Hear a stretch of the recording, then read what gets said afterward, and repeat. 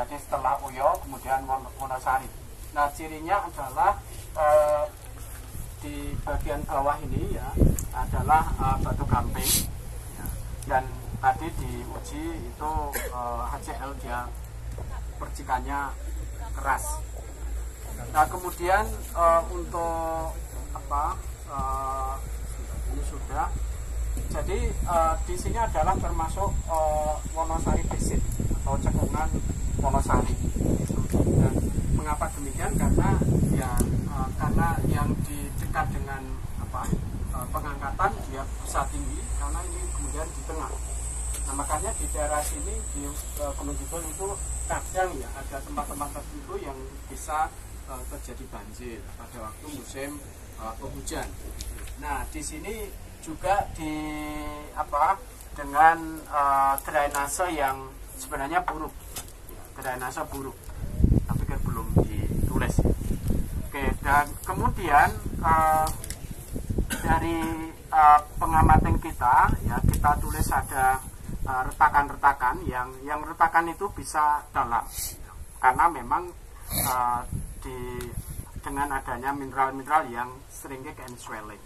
Dan kita pengamatan pada bulan ini itu bagus ya karena kita dapat memperoleh gambaran tentang struktur yang lebih pas ya. Karena kalau musim penghujan tanah itu kita ambil ya lengket-lengket gitu ya, jadi tidak bisa terbentuk struktur yang sesungguhnya.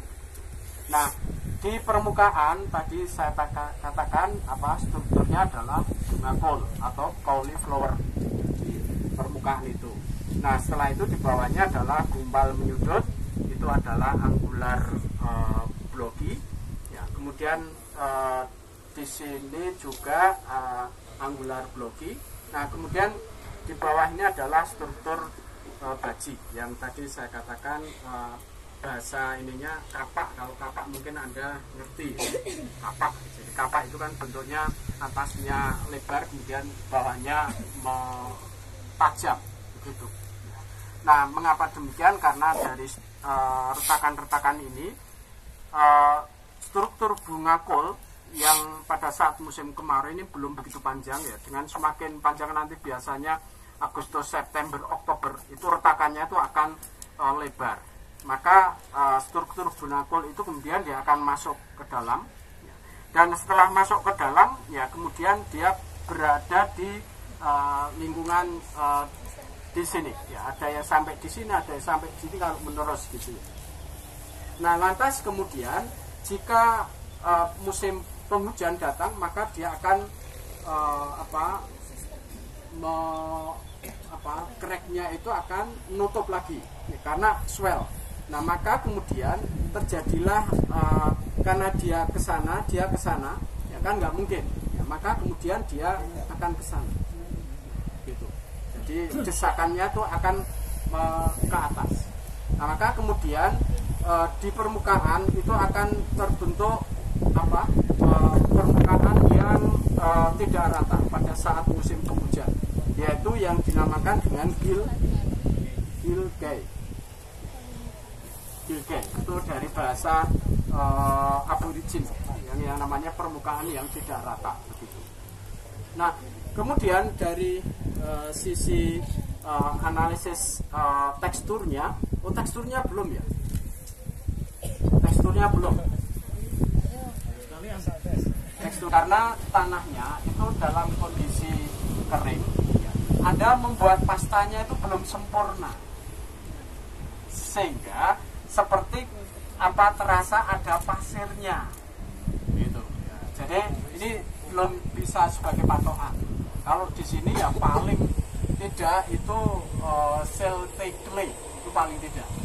Tapi karena ada pengamatan lapangan dan tanahnya itu masih dalam kondisi kering ya, Anda tidak bisa membuat pasta yang sempurna gitu ya. Saya agak sedikit worry, tapi nggak apa-apa. Saya pikir ini silty clay gitu, silty clay. Ini loam itu enggak lah, enggak, karena loam itu pasirnya banyak, sini pasirnya hampir sedikit sekali, tapi nggak apa-apa ya. Oke, nah kemudian setelah itu kita dari sisi apa horizonnya, silahkan ini dari awal kita identifikasi horizonnya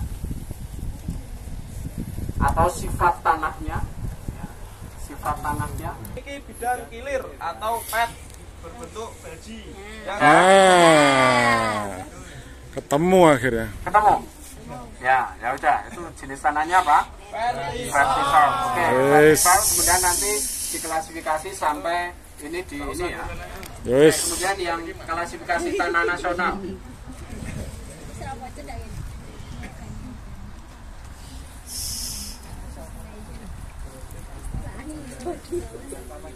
Iya. Iya, ini sudah